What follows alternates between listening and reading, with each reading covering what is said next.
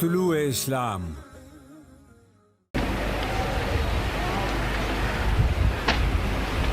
عربوں کے ہاں بھی اور اس دور میں قریب قریب ہر مذہب میں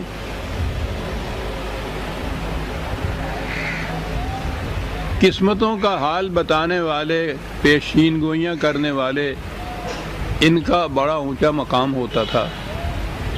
یہودیوں کے ہاں تو نبی کہتے ہی پیشین گوئی کرنے والے کو تھے۔ یہ وہیں سے یہ پروفیسی کا جو لفظ ہے انگریزی زبان میں،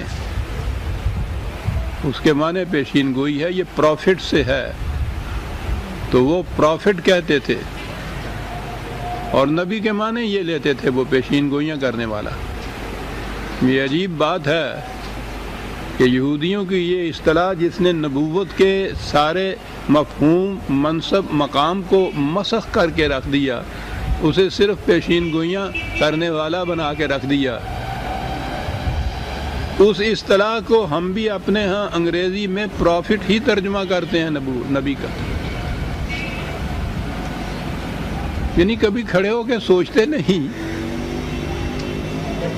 کہ ان کے ہاں تو ان کا تصور ہی یہ تھا نبوت کا، اس کے لیے ایک یہ لفظ یا یہ اصطلاح آئی انگریزی زبان میں، ترجمہ ہوا اس لیے کہ وہ تو کرسچینٹی میں بائبل آئی لیٹن کے تھرو انگریزی کے اندر، وہی ان یہودیوں کا اور عیسائیوں کی جو اصطلاحات تھیں وہی ہمارے ہاں، انہوں نے بھی وہی اصطلاحات اپنے ہاں لے لی۔ تو میں کہہ یہ رہا تھا کہ دنیا کے ہر مذہب میں اس زمانے میں یہ بڑا بلند منصب گنا جاتا تھا، تصور کیا جاتا تھا کہانت کا، غیب کی باتیں بتانے والے، پیشین گوئیاں کرنے والے، قسمت کا حال بتانے والے۔ تو رسول اللہ صلی اللہ علیہ وسلم نے جب یہ دعویٰ کیا ہے نبوت کا، تو ان کے ذہن میں اس سے زیادہ کچھ آ ہی نہیں سکتا تھا۔ قرآن کریم کا جو انداز تھا اس سے انہوں نے یہ سمجھا کہ یہ نثر کی کتاب تو نہیں تو شاعری کی کتاب گئی، تو آپ کے متعلقہ شاعر ہو گئے اور آگے بڑھے۔ جب آپ یہ کہتے تھے کہ یاد رکھو تمہاری اس روش کا نتیجہ یہ ہوگا، تو انہوں نے کہا کہ یہ غیب کی باتیں بتاتا ہے یا یہ تقدیر کا حال بتا رہا ہے، تو کہانت کی طرف ان کی نگاہ گئی کہ یہ کاہن ہے۔ اور پھر وہ جو میں نے عرض کیا تھا کہ جب انہوں نے دیکھا یہ کہ یہ شخص اپنے نفع نقصان کی بھی نہیں سوچتا، وہ کہتے تھے کہ ہم سارے ملک کی بادشاہت اس کو دے دیتے ہیں، اگر یہ چاہے تو عظیم ترین لڑکی سے شادی کر دیتے ہیں، دولت اس کے قدموں میں ڈھیر کر دیتے ہیں، یہ اپنے اس دعوے سے باز آ جائے۔ تو حضور نے اپنے چچا سے یہ کہا تھا، جیسا تاریخ کہتی ہے، کہ یہ اگر میرے ایک ہاتھ پہ چاند رکھ دیں، دوسرے پہ سورج رکھ دیں، تو میں تو پھر بھی اس سے باز نہیں آ سکتا۔ تو ان کے ذہن میں ہوا کہ یہ شخص جو اپنے نفع نقصان کا بھی نہیں سوچتا، تو یہی ہے نا دیوانہ اور پاگل جسے کہتے ہیں، وہ مجنون کہتے تھے۔ کہانت کے متعلق بات چلی آ رہی تھی، وہاں جب انہوں نے وہ شاعری کا کہا تو قرآن نے تو چیلنج دے دیا کہ تمہارے ہاں شاعری ہی ان کے ہاں وجہ امتیاز تھی، شاعر کا بڑا بلند مقام تھا، وہ پاگل کر دیتا تھا قوموں کو، اور ان کا لٹریچر اور کوئی تھا ہی نہیں، شاعری۔ عربوں کے ہاں کتاب تحریری، پہلی کتاب عربی زبان میں عربوں کے ہاں قرآن کریم ہے۔ اس کے پہلے ان کے ہاں شاعری ہوتی تھی، اور وہ شعراء کا کلام زبانی ہوتا تھا، لوگوں کے زبان زد ہوتے تھے، شعر چلتا تھا سلسلہ۔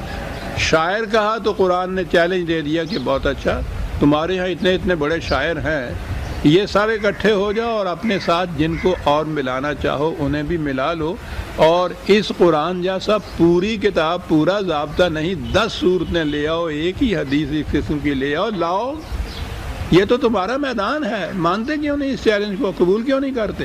چیلنج قبول نہیں کیا۔ اتہامات، الزامات، یہ چیزیں بدستور جاری رہیں۔ کاہن ہے، کہانت ہے، کاہنوں کے متعلق ان کے ہاں تھا کہ یہ آسمان کی خبریں جانتے ہیں، وہاں پہنچتے ہیں، اور وہاں سے یہ جو کچھ وہاں معاملات طے ہوتے ہیں اس دنیا کے، اس کی خبر وہاں سے یہ معلوم کر لیتے ہیں اور پھر آ کے دوسری لوگوں کو، عام لوگوں کو بتاتے ہیں۔ یہ تھا ان کا تصور کہانت کا کہ یہ سن لیتے ہیں جا کر، غیب کی باتیں اس طرح انہیں معلوم ہو جاتی ہیں۔ قرآن نے تو یہ کام کہا کہ ام لہم سلم یستمعون فیہ، کہ کیا ان کا سلم تو ویسے سیڑھی کو کہتے ہیں، یا ذریعہ کوئی بھی ہو کسی جگہ پہنچنے کا، کہ یہ اس ذریعے سے وہاں پہنچتے ہیں آسمانوں کے اوپر، اور وہاں جو یہ باتیں طے ہوتی ہیں یہ وہاں سن لیتے ہیں، اور سن کے پھر واپس آ کے تم لوگوں کو بتاتے ہیں۔ کیا یہ بات ہے؟ بات آگے قرآن نے ایک ایسی کہی ہے عزیزان من، میں عرض کرتا ہوں کہ وہ یہ چلتے چلتے قرآن سمجھنے کی بات ہے نہیں، کھڑے ہو کے سمجھنے کی بات ہے۔ کیا کیا جاتا ہے وہ فَلْيَأْتِ مُسْتَمِعُهُمْ بِسُلْطَانٍ مُبِينٍ، اسی زمانے میں نہیں، قیامت تک کے لیے اس کو کاٹ کے رکھ دیا۔ یہ جو تصور ہے کہانت کا، پیشین گوئیاں کرنے کا، کیا سارائیوں کا، اس زمانے میں کہانت کہتے تھے، بعد میں یہ چیزیں جو ہیں، علم وہ ہے انسانی علم جسے حاصل کیا جاتا ہے، اس کی تعلیم کی جاتی ہے، دوسرے کی طرف منتقل کیا جاتا ہے۔ علم کے لیے شواہد چاہیے، علم کے لیے دلائل چاہیے، بصیرت چاہیے، عقل چاہیے، فکر چاہیے، شعور چاہیے۔ یہ تمام چیزیں ہوں تو علم حاصل ہوتا ہے، اور جو علم ہوتا ہے اسے پھر دلائل کی روح سے سمجھایا جاتا ہے، اس کے دعاوی کی تصدیق کی جاتی ہے، توثیق کی جاتی ہے دلائل کے ذریعے سے۔ انسانی علم یہ ہے، وہی ہے کہ وہ انسانی فکر کی حاصل کردہ علم نہیں ہوتا، انسان کے اپنے خیالات و کسب و ہنر کا دخل نہیں ہوتا، خدا کی طرف سے براہ راست نبی کو وہ علم ملتا تھا، تو اس حد تک تو وہ انسانی علم سے الگ ہو گیا۔ علم حاصل کرنے کا جو ذریعہ تھا انسانی، اس میں ان ذرائع میں سے کوئی ذریعہ نہیں ہوتا، اس میں حاصل تو وہ ہوا۔ اب بات یہ ہوئی، وہاں کہانت کہتے تھے، آگے جب چلی ہے تو اصطلاح ہی بدلی ہے۔ ایک اصطلاح ہے انٹیوشن،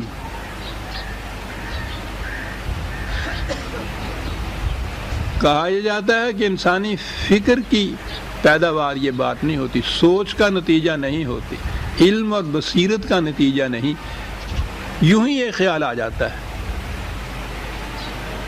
شاعری میں عام طور پر انٹیوشن کو کہا جاتا ہے کہ بڑا دخل ہوتا ہے، وجدانی علم اسے کہا جاتا ہے۔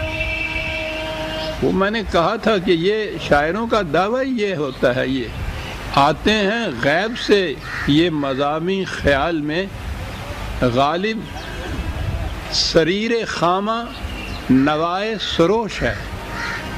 ایرانیوں کے ہاں اس فرشتے کو سروش کہتے تھے جو ان خیالات کو شاعروں تک لاتا تھا اور پہنچاتا تھا۔ وہ وہی کی بات ہی تھی، حقیقت میں الفاظ بدل دیے تھے انہوں نے۔ ادھر سے یہ سامی مذاہب تھے، ان کے ہاں جبریل کہا جاتا تھا اس فرشتے کو جو پیغام لاتا تھا، ان کے ہاں انہوں نے وہ جبریل نہیں اپنے ہاں لیا، یہ ایرین جو تھے انہوں نے اس کی بجائے ایک سروش نام رکھا، وہ فرشتہ کہ جو غیب کے مضامین شعراء تک لاتا ہے۔ تو اس لیے غالب سریر خامہ، کیا بات ہے غالب کے انداز بیان کی، سریر خامہ نوائے سروش ہے، اسے وجدان کہتے ہیں۔ یہ آتے ہیں غیب سے، یہ مضامین خیال میں۔ ان سے پوچھا جائے کہ یہ بات تم کیسے کہتے ہو، تو وہ کہتے ہیں کہ یہ تو ہم نہیں بتا سکتے، اس کے لیے ہم دلیل نہیں دے سکتے کہ ایسا کیوں ہوگا۔ بھئی یہ تو ایک غیب کی بات ہے جو ہم تک پہنچی، ہم نے آپ تک پہنچا دی، دلیل نہیں ہوتی، انٹیوشن کے لیے دلیل نہیں ہوتی۔ یہ جو ندائے سروش ہے اس کے لیے دلیل نہیں وہ دے سکتے۔ یہی چیز یہ جو قسمت بتانے والے ہیں، اگر ان سے پوچھا جائے کہ تم جو کہتے ہو کہ بھئی تم اس ملک کے بادشاہ بن جاؤ گے تو کیا دلیل ہے تمہارے پاس اس کے لیے؟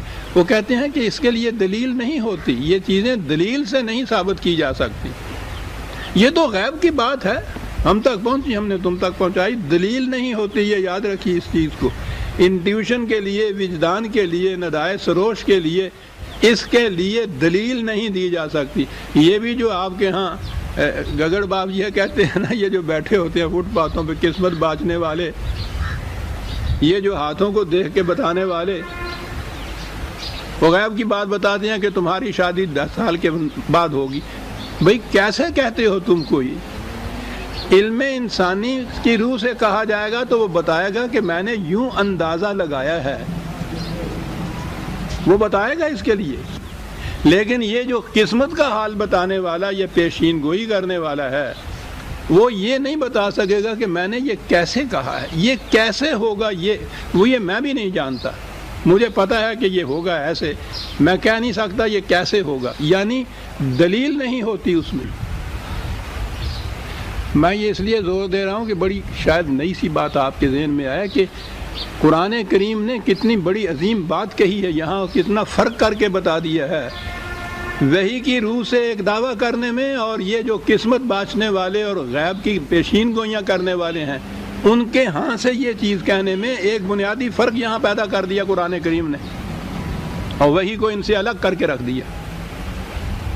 پیشین گوئیاں کرنے والے ان سے پوچھے کہ صاحب فلاں سال کے اندر یہاں اتنی طاعون پھیلے گا اور یہ ہوا، بھئی کیسے کہہ رہے ہو؟ کہیں گے صاحب کہ 4 دن کے بعد یہاں بارش ہوگی، محکمہ موسمیات والا تو وہ 2 اور 2 4 کی طرح سائنٹیفک طریقے سے یہ چیز کہتا ہے کہ صاحب ہم یوں اس نتیجے پہ پہنچے ہیں۔ سائنس یا علم دلیل دیتا ہے، بتاتا ہے کیوں ہم ایسا کہتے ہیں، اور وہ جو کہتا ہے کہ ہم نے جو کہہ دیا صاحب ہوگا، جاؤ بھاگ جاؤ یہاں سے، ہوگا، بھئی کیسے ہوگا؟ ہم نے کہا صاحب، یہ خدا کی باتیں ہیں۔ پہلی یہ چیز سن لیجئے کہ قرآن کریم نے دونوں ہی چیزوں کی نفی کر دی، پیش گوئیوں کی نفی کر دی کہ اس نے کہا کہ غیب کا علم خدا کے سوا کسی کو نہیں۔ میں کیا عرض کروں کہ ہم کس قسم کے روایاتی عقائد میں چلے آ رہے ہیں۔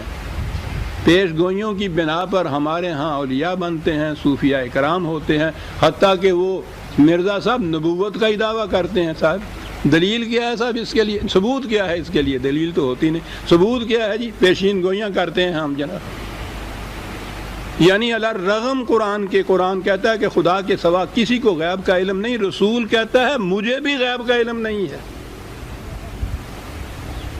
وجود اس کے جو وحی کے ذریعے سے مجھ تک منتقل ہوتا ہے، وہاں سے الگ ہٹ کے بحیثیت انسان کی اگر میں رہتا ہوں مجھے بھی غیب کا علم نہیں ہے۔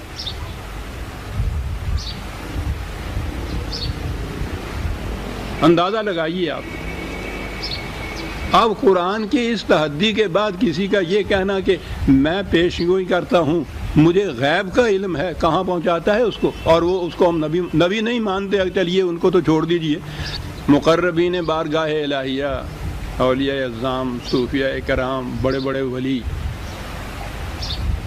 کن باتوں کے اوپر ہوتے ہیں کہ جی وہ جو بات کہہ دیتے ہیں پتھر پہ لکیر ہوتی ہے صاحب، ڈال ہی نہیں سکتی وہ، کوئی کھڑے ہو کے نہیں پوچھتا کہ صاحب یہ تو خدا کہتا ہے کہ نہیں غیب کا علم خدا کے سوا کسی کو، وہ دعویٰ کرتے ہیں کہ یہ ہے غیب کا علم، تم دیکھو پورا ہوتا ہے یا نہیں۔ اور یہ ان کی اولیائی اور ان کے تقرب باری تعالیٰ کے دعوے کے ثبوت میں اسے پیش کرتے ہیں کہ وہ غیب کا علم جانتے ہیں۔